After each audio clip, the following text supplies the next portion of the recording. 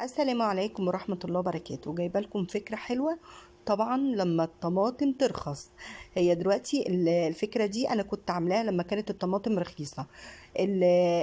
طبعا المستوية بشيلها وبنقي الجامدة المستوية طبعا. بعملها صلصة وبشيلها في الفريزر.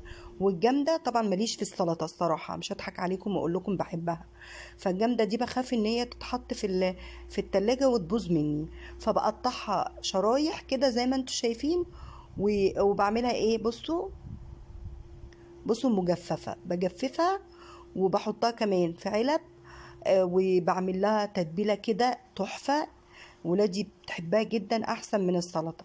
هما مش بيحبوا السلطة زيي. بعد ما بتاخد 3 ايام تتجفف في الشمس كده، بصوا بتبقى عاملة ازاي، ما شاء الله، ناشفة خالص، تحفة.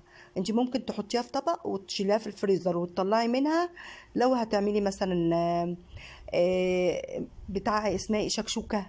تعملي المسقعة اللي بتحطي فيها طماطم متقطعة.